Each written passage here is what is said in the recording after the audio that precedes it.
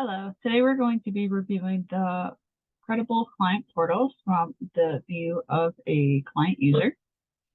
The Credible Client Portal link will be sent to you via email using the email that you provided to Easter Seals, New Jersey.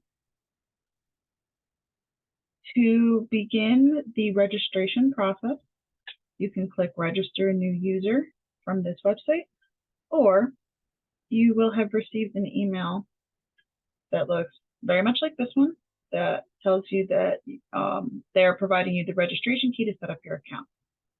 This will have the link to the website we were just on, as well as this registration key that you will need to register your account. I'm going to copy this registration key and I'm going to click the link. That will bring me to the client portal user registration page. You will know you are in the correct place when you see the Easter Seals New Jersey logo on the left-hand side and the user registration box on the right-hand side. Where it says registration key, you will paste the registration key into that box. And then for the following fields, you will enter the information as you provided to your agency to continue the registration process. So for first name, I'm going to use Genevieve. And the last name, I'm going to use Tess. For my Tess client, the birth month that I provided is March, and the birthday is the 16th. Once this information is in here, I'm going to click Next to continue the registration process, which will bring me to the next page where I set up my user registration. The username that I'm going to use here is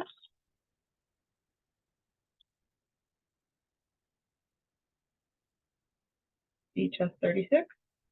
If there is a phone number on file for you, you can put that in here to confirm. And you will want to put the email that you provided to your agency as well into this box. So I'm going to put the email I provided.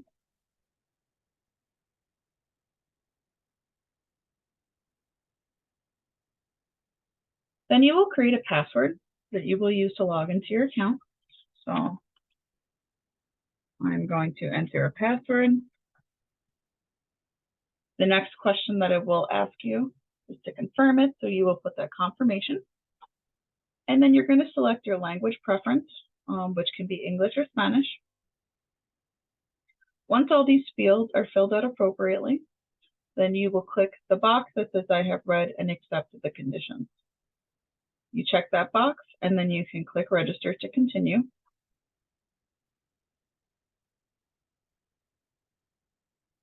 The next page will ask you to set up security questions. So you're going to select 3 questions that you will use as security questions in case you have an issue with your account. So I'm going to just put some test data in here.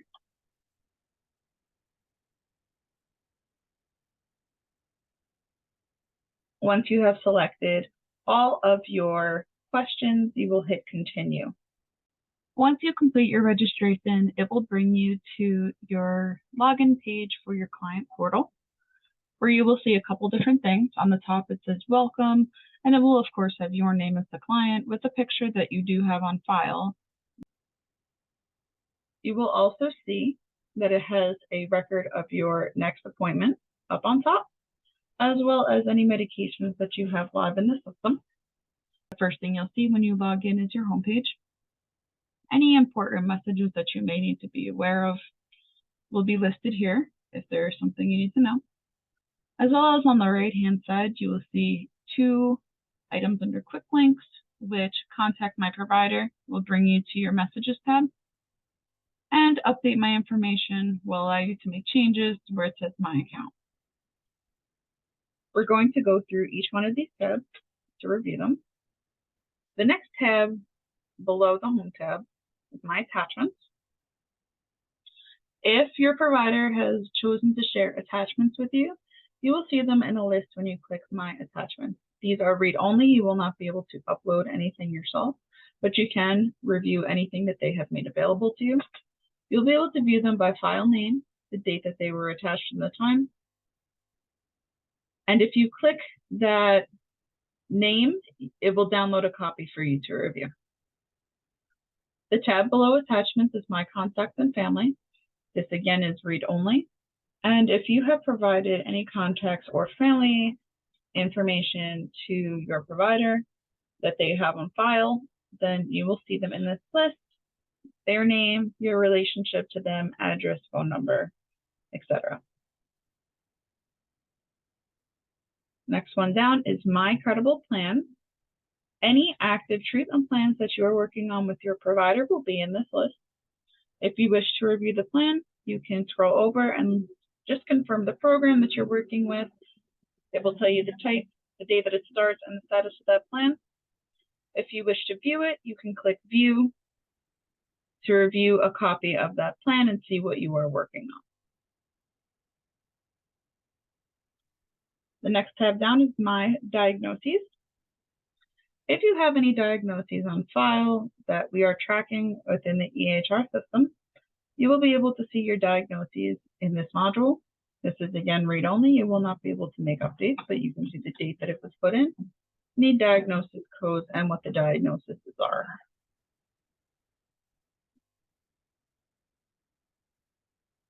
The next tab is My Insurance. So if you have provided insurance to the company and they are tracking this in our EHR system, then you will see a list of the insurances that you have provided.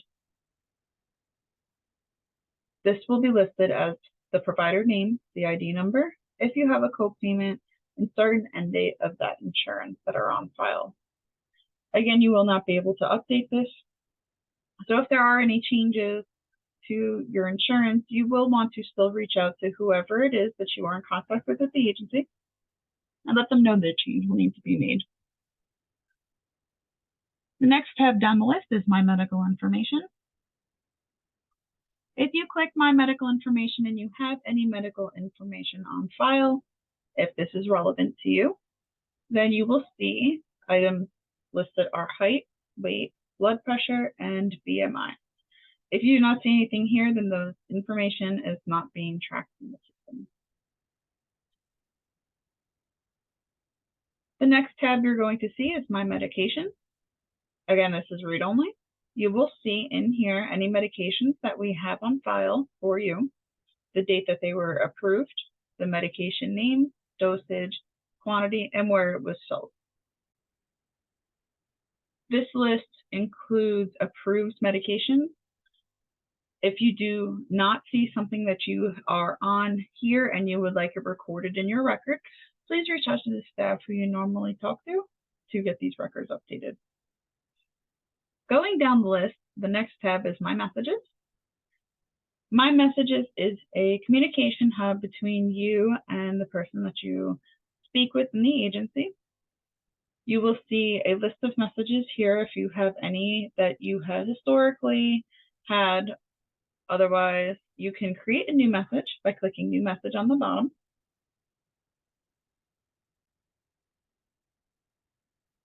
Whichever message type you select will generate a list of staff that this will send the message to. You are not going to be able to update the message to. It is automatically populated based on what you select in the message type.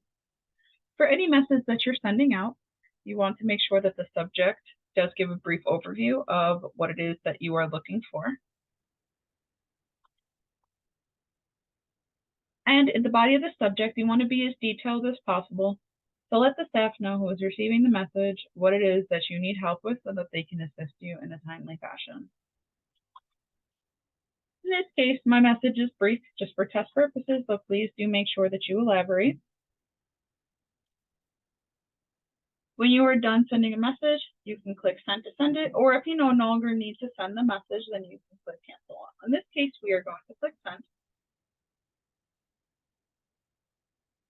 When I sent it, I have the message. It was successfully sent on top as a confirmation. If I do receive a response from that message that I just sent, You are going to see down here, this first message is bolded. This bolding lets me know that the message is unread. Any messages I have read are in this regular text that do not have the bold on it.